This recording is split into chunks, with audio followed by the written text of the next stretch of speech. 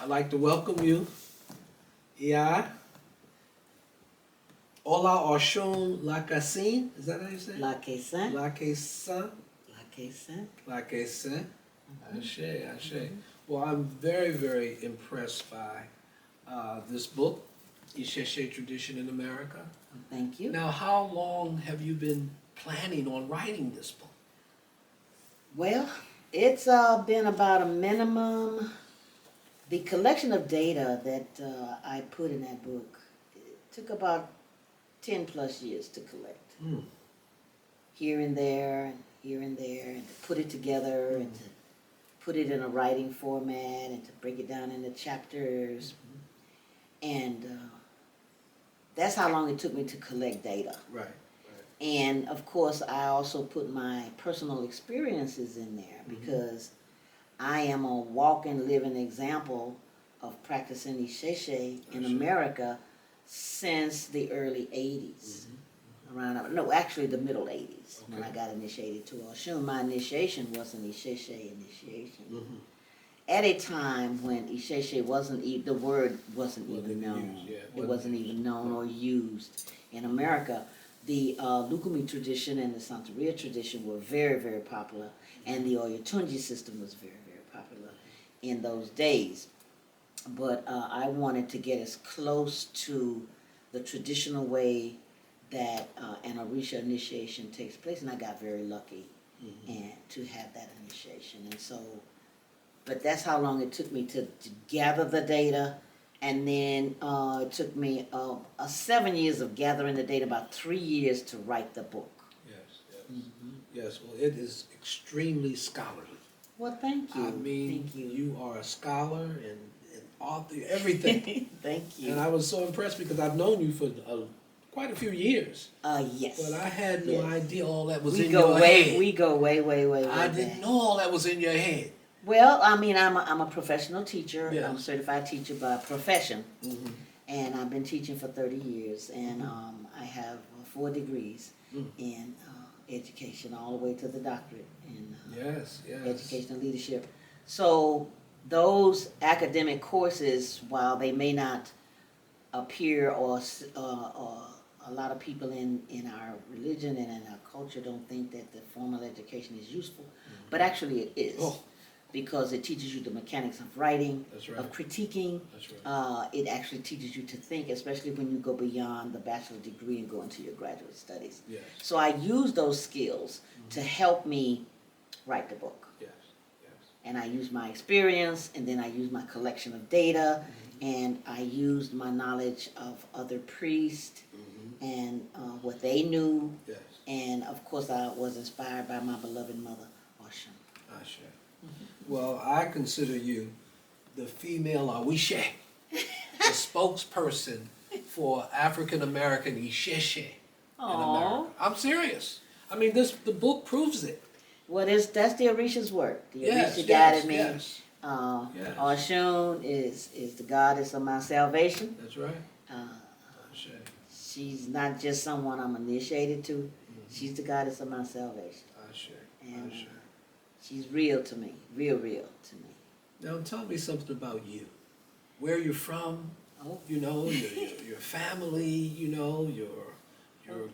Well, actually, I'm currently living in Atlanta. My birth family came from a town called Gaston, Alabama, which is a 2.5 hour ride from Atlanta. I didn't know that. That's where my family came since the 1800s, my mother's people. My dad's people are from Tuskegee, Chambers County, down southern Alabama. But I was raised by my maternal line, and they founded a place in the mountains, in the foothills of the mountains of Gaston called Ball Play. And my grandfather is from another town next door to Ball Play called Turkey Town. So my ancestors, about 3 generations back or 4 generations back, actually founded Ball Play. And they built a church there, CME Church. They founded the Masonic Lodge there. They built that community. My grandfather's grandmother had 18 children. And one of her daughters was the mother of my grandfather. And she married an older man from Turkeytown who was of Cherokee lineage. And they had 6 children, one of who was my grandfather. And my grandfather had 11 children, 8 boys and 3 girls. And one of the girls was my mom. Briefly, that's my lineage in Gadsden, Alabama. So I was born and raised there. Right. My family is well known there. You have to be very careful who you marry in Gadsden, because you might be kin to them if you're in my family line. I mean, that's how big it is at that time. But that's where I was born and raised, educated during the Jim Crow era. Grew up around all of the things that concern Jim Crow, the Klan, segregated schools, Martin Luther King, all of that. All of that. And then from there, my family, one of the values of my family is getting an education, as many African American families is. Right. And so I went to Fisk University. Yes. And I did my bachelor there. I did my master's there in clinical psychology. I did my teaching certificate for 2 years there. And I belong to a sorority. I belong to Alpha Kappa Alpha. I belong to Alpha Kappa Alpha sorority. A lot of people don't think a lot of the sororities either, but they were the social institutions at the turn of the century that our ancestors joined if they wanted to join anything, and or the Masons. Right. And or the Masons. And so those organizations performed a lot of community service for our people at the turn of the century, just in post-slavery days, during the Jim Crow days. And so that's where I was born and raised. And I did my graduate work at Argosy University. And I got my doctorate in educational leadership. So the path to Orisha, how did that happen? Do you remember how that happened? I do remember. I remember vividly. As a child, my grandfather in Gadsden, Alabama, and a couple of his fishing buddies founded our family church, which turned out to be the community church. So I was raised in the church, black church, country church. But my family didn't put the scare of the Lord Jesus in us, if you know what I mean. We weren't taught to tote the Bible. They have a saying in the South called toting the Bible. Right. And that means that's a person that's always telling you God told him this, God told him that. We didn't do that. My grandfather and my grandmother taught us to do the right thing. So we were brought up on the morals of Iwa Pele, really. Right, exactly. And Iwa Rere. We were taught to do the right thing, to follow the rule of law as best we could under the circumstances, to work hard, to get an education, to be devoted to family, and also to practice community service. My grandfather taught himself to read. He didn't go to school. He taught himself to read out of the blue-black speller. And he would read the newspaper to the community, most of whom could not read, every Sunday. After church, they would gather on his porch. And he was also a hunter. Could hit a squirrel with a shotgun in the head. He ate squirrel meat for breakfast. So I had a particular kind of upbringing. And when I would go with my grandmother to church, she was a deaconess, and I would follow her and dutifully walk behind her. But something always spoke to me in my mind, but I didn't know what was speaking to me. And it actually said, "This is not yours. This is not yours." And what age did you? I was a little girl. Okay. I was a very little girl. I was a little girl, small. Yeah. Because I used to play with my dolls and my dishes in the shade underneath our house, which was set up on bricks because it rained a lot down there. Right. And these women would eat with me. I was the oldest child. I used to play by myself a lot. And these women would sit at my table while I was making mud pies and eating them, and they would eat with me. And these voices would come to me in the church and say, "This is not yours. This is not yours." I had no idea what they meant. Right. They just kept saying very nicely, not mean, not shouting, didn't give me no nightmares. I didn't have any of that. They would just whisper, "This is not yours. This is not yours." So I grew up, graduated, and went to Fisk, and I decided, I told my grandfather, I said, "I think I want to study other religions." And he said, "As long as you follow righteous behavior, because this religion that we have down here is all they allowed us to have." Right. He said, "Do the right thing and you will be fine." And he showed me, he said, "I'm going to show you how not to get lost." And he showed me the directions of the sun. And he said, "As long as you remember where the sun rises, wherever you go, it will always rise in the east. And you will never get lost." And he said, "I want you to wish you the best of luck, that you find the religion that suits you." That's what my grandfather said. You know, it sounds like the story in Orimala where Orimala says no religion is better than any other religion, but the best religion for you is the one of your ancestors. That is correct. Yes. That is correct. So I moved to after I left Fisk, I went to New York. Mm-hmm. Now, And Fisk is in Tennessee? Tennessee. Is that how you wound up living in Tennessee? I have family there. Oh, you have family in I Tennessee? have family in Okay. Tennessee. You remember my granddad had 11 children. Mm-hmm. I went to Fisk, but 35 members of my family and my mom's sisters and brothers and cousins and all, they all went to Tennessee State. Mm-hmm. So we have family who lived there. Mm-hmm. So I went, when I finished, left Fisk, I went to New York. I've always wanted to visit New York, and I went to New York. And that's where I got introduced to Orisha worship Mm-hmm. in New York, quite by accident. Mm-hmm. And I was fascinated with the botanicas, and I some kind of way knew a girl who had a hookup to the Bembays, and I started going to the Bembays, and I was just absolutely fascinated. Mm-hmm. I also studied Buddhism.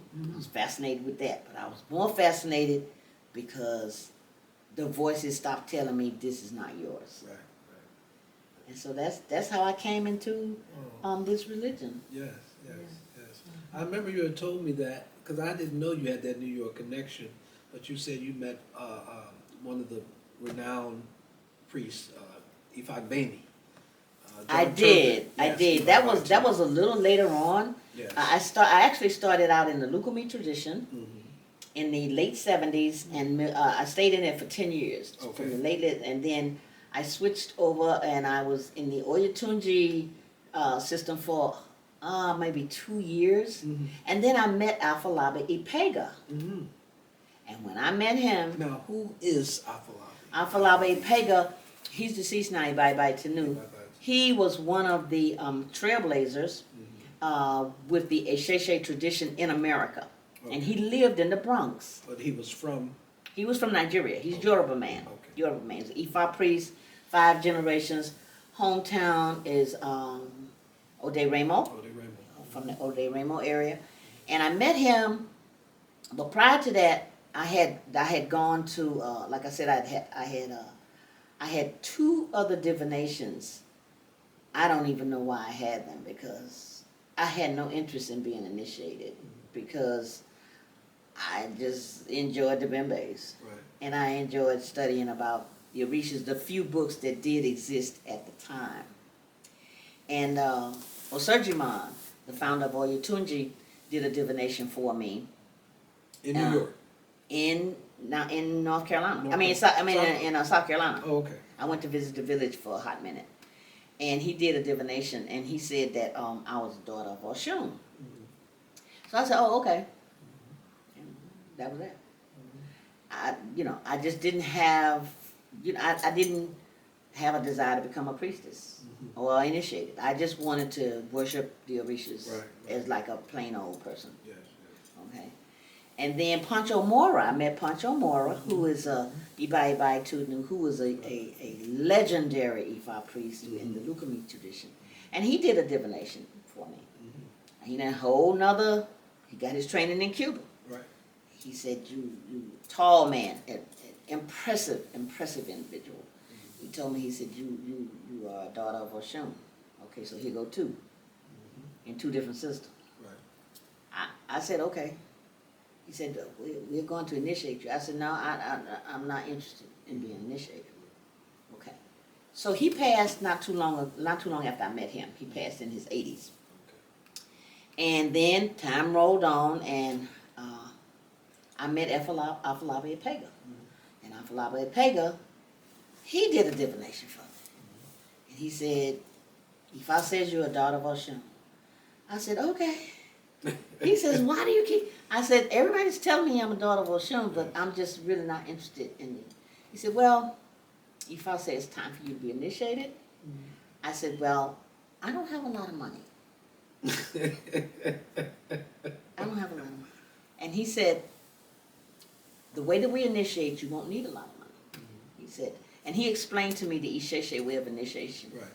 And I understood it. And his wife actually put the Ashe of Oshun in my head. Olajumake, bless her heart. Her family were Ogun people out of Ondo State, but her family were also Oshun people. And she was a master chanter. I had never heard Yoruba chanted the way that she chanted it when all doing the process. And Afolabi Epega gave me my first Ishefa. I didn't even know what it was. And he explained to me that it was the hand of Ifa and what it entailed, and he taught me how to worship my Ikin and da-da-this and da-da-da. And so I got initiated to Oshun. What year was that? So 1986, 37 years ago. Wow. 1986. Wow. And he wanted me to, they always ask you to say your prayers to the Orishas, and I said my prayers. And I just wanted to be a good daughter. That's right. Of Oshun. That's all I wanted. I didn't ask for no money, none of that. I just wanted to be, I wanted spiritual guidance from her to be worthy of being her daughter and representing as much representing. And so my Ashe told me to start writing. And my first book was a book on Oshun that I did in the 80s. I published it myself. Okay. And I just sold it out of I just Xeroxed it out of Kinko's and sold it like that. What was the name of it? Iami. Okay. That makes sense. It's a lot of people still have that book. Yeah. Yeah, they still have that book. I'm doing the second edition. Okay. Good. So, but I've always been drawn to writing and studying. I have a firm belief, especially with African Americans, that we should read, critique, question, take the information to our teachers or our godmothers, our godparents, whoever they are. I have a firm belief in that. And I think that our godparents should welcome those critical questions and entertain whatever we think about it to straighten our thinking, because we are the babies on the block. The Latin people got into the religion 100 years ago. Candomblé even older than that. And of course, the Yorubas have been in it forever. Yes. Now we even have an Asian population that's coming into this. And we have a European population that's coming into this. But for African Americans, we, in my opinion, are a special ethnic group within our own selves. And those of us, and there are many of us, who want to learn the Isese way. And that was one of the main reasons why I wrote the book, because while we embracing Isese and we're trying to be as traditional as possible, we're still African Americans. And there are certain cultural and practical adjustments we have to make to the Isese religion if we live in America. It's true. So it's true. Yeah. Yes. Well, that leads me to want to ask you. There was something I was reading. I said, "Oh, the African American Anago identity." I got that from another one of our trailblazers, the Honorable Matahochi, whom everybody pretty much, if you're African American and you've been around for a minute, you either know him or know of him. Right. And he was my Oluo after Afolabi passed away. Okay, he became my major primary Oluo, him. And the Oba also answered a lot of my questions. But Manahochi was like my Olubo. Right. That was my godfather. And I used to ask him all kind. He was one of those type of godfathers. You could ask him anything, anything, and he would give you. He'd take that toothpick out of his mouth and cross his legs, and he said, "Well, let me tell you, this is how this gonna go." And he would just tell you, and you know how it went. And I asked him. I said, all of the ethnic groups in the Western Hemisphere got a name for themselves in the religion. What do we call ourselves? Right. Well, he said, we're Anago. Which means? He said the Anago people were primarily Yoruba, but also Benin and Igbo and other people out of Nigeria who had been taken out of Nigeria and enslaved, but maintained the traditions of their ancestors in Yoruba land. But they didn't live there anymore. Right. And they were shipped over across the Atlantic, and also they were shipped into other West African countries. But they maintained the traditions of their ancestors. He said, so if it were up to me, he said, I would call us Anago. And he said, when we came over to this country, those of us who are African descendants in America, he said, we have a blend of West African bloodlines in our bloodline. He said some of us are Yoruba, and some of us are Yoruba in Benin, and some of us are Yoruba, Benin, and Congo. Some of us are Akan, and some of us are Ghana, and some of us have Mali, and some of us have Senegal. He said, so we are a new African people. Our ethnicity is very unique for us. And he said we can still follow the Isese tradition, but we have our own identity and we have our own religious past that brought us to where we are. And so that's what I mean by the Anago identity. Yes. I was reading even recently that the term Yoruba is only maybe 150 years old. That is correct. In the 1800s, they never used Yoruba before. It was historically assigned to them, that name. Right, exactly. But it was like the Oyos, the Ifes, the Jebus, the Egbas, the Egbado. They had communities. They had separate communities all over the place. And they was like separate states, really. Yep. And when they eventually, were called Yoruba, it took a while for it to catch on. Yeah. But, that's one of the reasons why I never call our religion the Yoruba religion. It's not a Yoruba religion. Not a Yoruba religion. Yoruba is the name of the collective group that developed the Isese philosophy and used the Ifa as our oracular liturgical system. So in that sense, it was founded much like the Jews founded the Abrahamic Abrahamic faiths. So it's and I was in a shrine one day, because I've taken about 35 to 36 people to Nigeria to get their Itefa and their Orisha initiations and blah, blah, blah. That's a record. that's got to go in the Guinness Book, because I've never heard of that before. I've taken it over the course of 3 years. God. But I was in the shrine, and I was in the initiation room, and a young sister was getting initiated to Olaoshun. And I asked she was a little short lady. I asked her, I said, what is it? She spoke a little bit of English. I said, what is the name? I said, do we have a name for our religion? This was in 2016. I said, do we have a name for our religion and the way we worship Orisha? She says, yes, we do. I said, well, please tell me what it is. She said, Isese Lagba. Isese Lagba. And I asked her to write it down, and she wrote it down. And from that day to this day, I have called the religion that we worship Isese.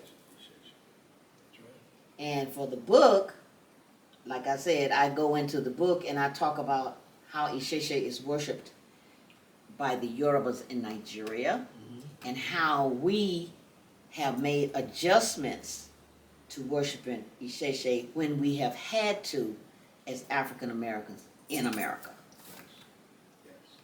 And that shows up in, I think it's Ogundu Awori. Okay, Yes, it shows up, it talks about Isese. okay. Yes. It comes Yeah, from I cover it in my book, I believe, because it actually defines Isese. Yeah. It breaks it It down. breaks it down, the whole Breaks it- protocol, Olodumare, Ori, Step by step. your And mother, your yeah. father, you know, and then it even says the male genital organs and Yeah, the yeah. female genital organs Yes. as part of Isese. Yes, You know, which is because that's how we reproduce. reproducing. That's how we Exactly. reproduce. Yeah. So yes, that verse is also in the book. I Yes. try to take the reader step by step into the worship Yes. of Isese divinities, the Isese way, and present the protocols and the theological views Mhm.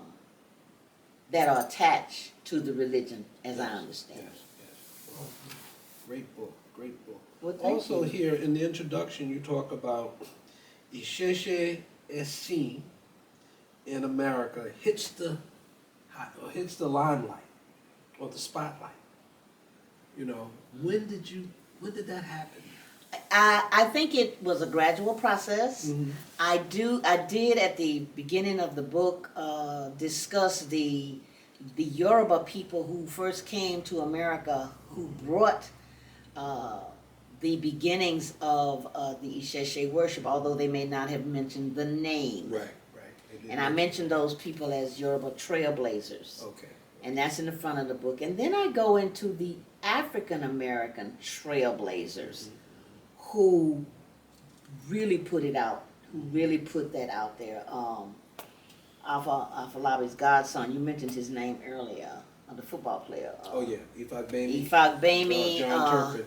John Turpin. That's right. I mentioned John Turpin. I mentioned Chifama. I Yes. mentioned Abimbola. I mentioned Surgyman. Surgyman, and I mentioned all of the, as many as I could think of. The Yorubas first. They brought the beginning in and dropped it down, and then we quarterbacked it.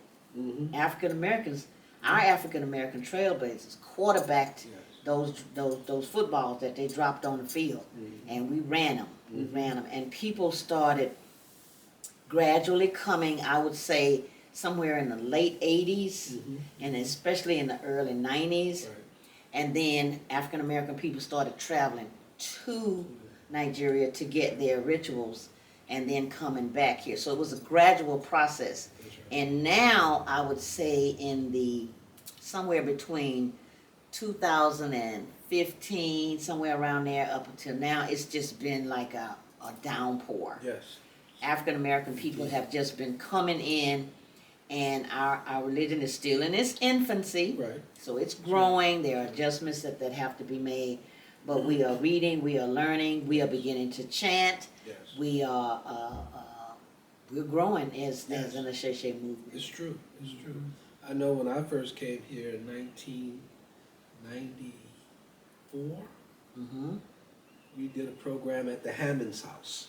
I remember that program. Yes. I remember it well. It was less than 20 people who were familiar at that time. And I'm telling you, since that time, it seems like 10,000. It may be more. Yeah, yeah. We have You know, what I call hotspots. Atlanta is to me the capital Yes. of Isese. Why do you think that has happened? What Well, happened? it's also the fact that Atlanta is centrally located. Okay. Okay, it's Okay. easy to reach by plane from the major cities, Right. and from also that airport is an international airport. Yes. Atlanta is it's a forested city. It's growing. People are relocating from urban areas like California and New York and Chicago and even Florida. People are. Let's just pause for a second. We'll edit that out. Okay. We'll pick it up. I thought I put that on silent. I was just gonna say, I hope it ain't my phone. Hey, I'm doing the interview. I'll call you right back. You okay? Yeah. Just leave it on the porch. Just put it on the floor. Okay? All right, thanks. No problem, no problem. Yes.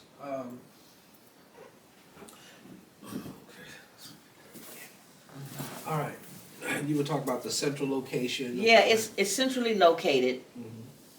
and we have several Isese houses here, temples here. We have several Isese temples here, and we have more annual events, I think, Than a lot of other cities that yes, also yes. have a large Isese population. Yes. Okay, in New York, there's a large one. Baba Sekou Mhm. does a large one. Then there's a large one in California, around the Oakland area. That's right. But and then there's one in Florida, but I don't know the name of it. Okay, but I do know that here, like for example, this year we had like 7 or 8 back to back during the summer, Yes. major events. Yes. And we even had the introduction of a new Orisha, Egbe. Well, some people say it's Orisha, some people say she's not Orisha. But Egbe, everybody Right. has their own Egbe. And so we had Iyalola, who belongs to, out of Ifayemi's camp in Oshogbo. She came in and they did, she, along with some other Egbe, African American Egbe people, got together and did a big weekend event that introduced the whole concept. We had a lecture session, we had a bembe. It was beautiful, beautiful, and it was well attended, very well attended. And then we had the Matahochi thing, because Yes. Matahochi has been eulogized as an egungun by his family. Yes. So they did their second event where they invited the Isese community to come and celebrate the bringing out of his egungun, which was fabulous. Yes. So we had that, and then we had a couple of a couple of Oshun bembes, and we had a big Obatala festival, and that was just a few Yeah. that we've had right in Atlanta this It's summer. growing. Yeah, It's growing. yeah. So you had to. They would pop up the flyers, and people was calling each other. You going? Yeah, I'm going. And so a minimum of 100 to 300 people would be at these events. That's wonderful. You know what gets me more so is that the indigenous Atlantans, the whole families, where normally, when I came into the tradition, as you yourself as well, it was sometimes just individuals. Yes. But now it's like children, grandchildren, Yes. grandmothers. It's like whole families are involved. Yeah. In the religion, and they're indigenous from this town. That is correct. From And then Atlanta. if they're not actively in it, Yes. they're doing things. Right. They're doing things. They're doing things in it. Right. And then there are a lot of African Americans who have not turned loose. Yes. Their upbringing, the religion of their That's right. upbringing, but they drawn to right. this They're Isese, drawn to it. and the ancestral worship end of the Isese is just fascinating. Yes. Because that's something that every African American Can should do. We have 4 things that are our birthright. That would be our Ori, our Egungun, Yes. our Egbe, and our Eshu. And if we just learn how to work with those 4 things and keep them in proper alignment, we good to go. Yes. And the Isese religion, the way that I talk about it and introduce it, I put those 4 elements in the book for the novice Right. to understand. But we all need to venerate our ancestors Yes. I agree. in a real way, Yes. with an altar and names. And if you don't know everybody's name, start out with the oldest one that's gone. Yes. Because what will happen is, let's say your grandma, you know your grandmother.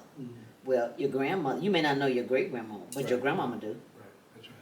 So if you put her up and light her up, give her a little bit of something, she's gonna find her mother Yes. in the spirit world and bring her to the table. Now, she knew her grandmother. You didn't know her great grandmother, Right. That's right. but she did. So her mother gonna go get her mother. That's right. grandfather or uncles. And this is how your ancestor table grows and grows and grows and grows. I know one young lady, she started worshiping her ancestors, and she didn't know the ancestors on her mother's line. Mm-hmm. Interesting. So I told her, I said, listen, don't worry about it. She said, well, I don't know. I said, don't worry about it. I said, set your table up. Set your table up, nothing fancy. You don't have to go get an elephant. You ain't got to do all that. Mm-hmm. Just put some water up there, okay? And learn how to, because in our system, you can learn how to obi divine if you're not initiated. Right. Because it doesn't require a ritual at all when you're divine. But anyway, so I gave her the basics. She learned the basics of that. Just yes and no and maybe so. Mm-hmm. And I said, just give them regular portions or you're done. Don't have to fix them no big elaborate dinner. You got to do all that. Mm-hmm. She did that. She called me one day and she said somebody contacted her in her family for a huge family reunion. She was ecstatic. Yes. They had like several hundred people went to and she was invited. And she was able to meet her maternal line. Wow. Back, I think she said they went back 6 or 7 generations. That's beautiful. Elder relatives Yes. and everything. She was just flabbergasted. She said, I can't imagine. I said, all you gotta do is just light up your ancestors, Mm-hmm. regularly venerate them, talk to them. Yes. They will hear you start out with one person that you know. I'm telling you, it will grow. It will grow. And you will have a spiritual, and they will grant you your wishes because they're your kin people. Mm-hmm. That's right. Their And blood they have never been. You got their blood in your yes, body. they've never left us. They That's just right. they tickle pink when we recognize them. Oh, of course. You Of see, course.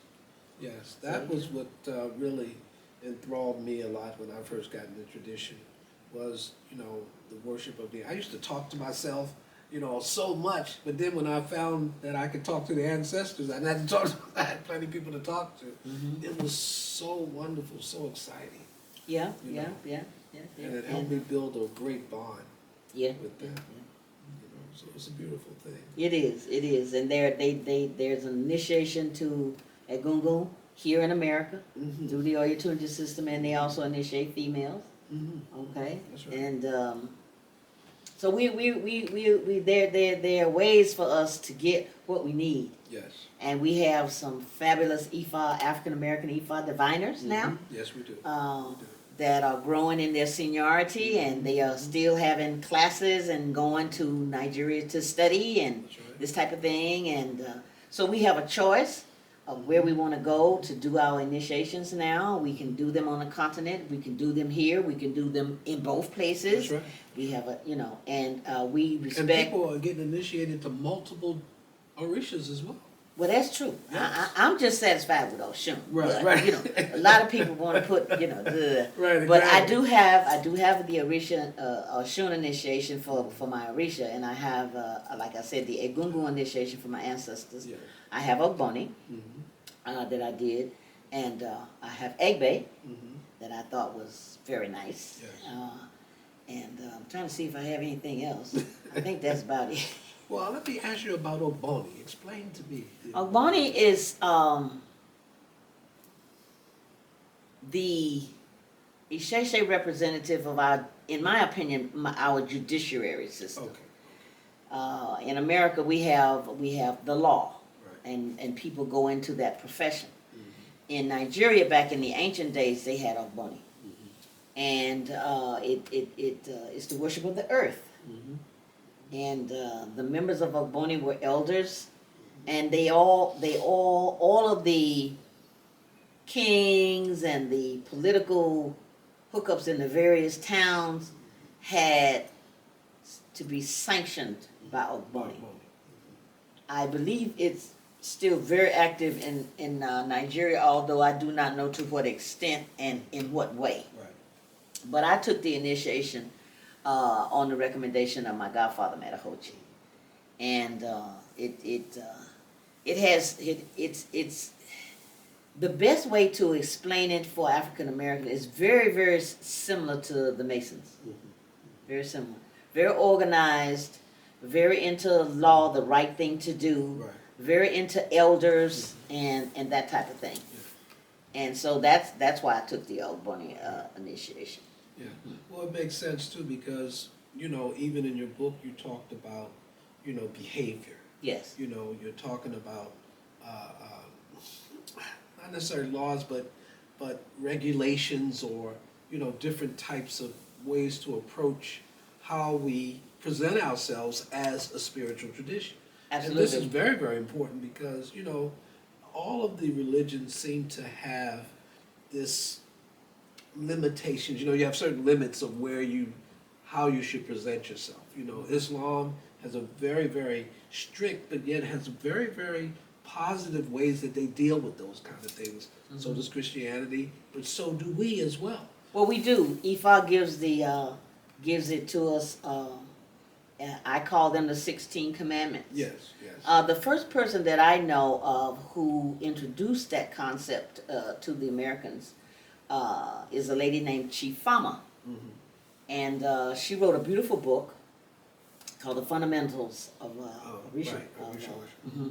And in that book, she introduced the 16 concepts of righteous behavior. Mm-hmm. And I cite her in my book. And you also cited the Odu. Yes, I did. Which is what? I don't know. I think it's Ikafun. I think it's Ikafun. Ikafun. And it tells you how you're supposed to act. That's right. It's how you're supposed right. What you're supposed to do. Mm-hmm. Although, as my grandmama used to say, we know better. Yes. We know better. But but our liturgical Ifa system writes it down. Mm-hmm. It not only defines Isese in one Odu, but it also in another Odu. It gives us the 16 models of behavior. I put the Yoruba in there. I put the transliteration, and then I do my own interpretation of what I think the transliteration, how it applies to us African Americans here in America.